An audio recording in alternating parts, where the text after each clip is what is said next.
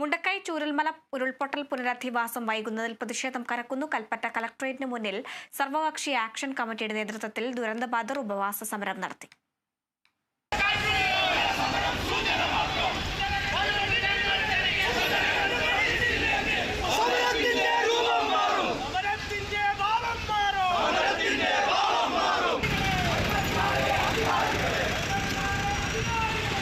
ദുരന്തത്തിൽ മരിച്ചവരെ അടക്കം ചെയ്ത പുത്തുമലയിൽ പുഷ്പാർച്ചന നടത്തിയാണ് ജനകീയ ആക്ഷൻ കമ്മിറ്റിയുടെ നേതൃത്വത്തിൽ ദുരന്തബാധിതർ കളക്ടറേറ്റിലേക്ക് പ്രതിഷേധവുമായി എത്തിയത്.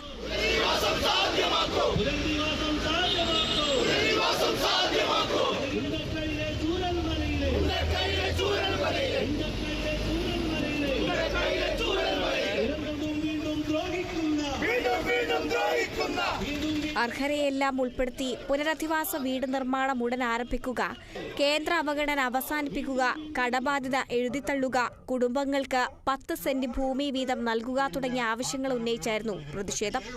എസ്റ്റേറ്റ് ലയങ്ങളിൽ താമസിച്ച് വീട് നഷ്ടമായവർ പോലും ലിസ്റ്റിൽ വന്നില്ലെന്നും ദുരന്തബാധിതർ പറയുന്നു.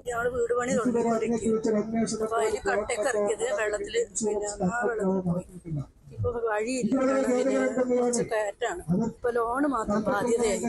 സൗജന്യ മേഖലയിൽ 2 ലക്ഷം രൂപ ലോൺ എടുത്തു. അവരെപ്പോഴും വിളിച്ചുകൊണ്ടിരിക്കുകയാണ്. ഇപ്പൊ വീടിന്റെ ലിസ്റ്റ് വന്നതിൽ ലിസ്റ്റിൽ ഞങ്ങളില്ല. ഞങ്ങളുടെ താഴത്തെ വീട്ടിൽ എന്റെ അച്ഛന്റെയും അമ്മേന്റെയും കൂടെയാണ് ഞങ്ങളുണ്ടായത്. അച്ഛൻ മരിച്ചിട്ട് 29ാം ദിവസമാണ് ഉരുള് പൊട്ടുന്നത്. ഉരുള് പൊട്ടി അന്നാണ് എനിക്ക് സംഭവം. വീട്ടിൽ നിന്നാണ് ഓടിയപ്പോ പറ്റിയതാണ്. ഇപ്പൊ ഞങ്ങൾക്ക് യാതൊരു നിവൃത്തിയില്ല ലോൺ അടയ്ക്കാൻ. ലോൺ ബാങ്കിൽ നിന്ന് ഇങ്ങനെ വിളിച്ചു. ന്യായമായ ആവശ്യങ്ങൾ പരിഗണിക്കണമെന്നും കടുത്ത സമര രീതികളിലേക്ക് തങ്ങളെ കൊണ്ടുപോകരുതെന്നും ദുരന്തബാധിതർ ആവശ്യപ്പെട്ടു. വലിയ പ്രതിഷേധങ്ങൾ, അതായത് നമ്മുടെ കളക്ടറേറ്റ് ബ്ലോക്കാക്കുകയോ അങ്ങനത്തെ പരിപാടികൾ സമാധാനപരമായിട്ട് ഉള്ള സമരമാണ്.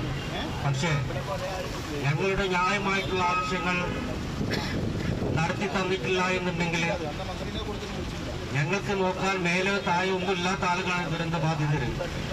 ഞങ്ങൾ ബാക്കിൽ കാണുന്ന ഈ ഭരണ സംവിധാനം ഈ കളക്ടറേറ്റ് പടിക്കൽ ഒരാൾ പോലും കയറാത്ത കണ്ടീഷനിൽ സമരം ചെയ്യാൻ ഞങ്ങൾക്ക് തീർച്ചയായും കഴിയും.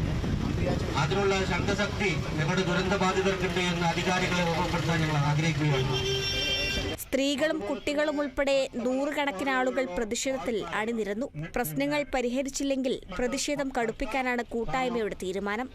Kerala vision news, Wayanad.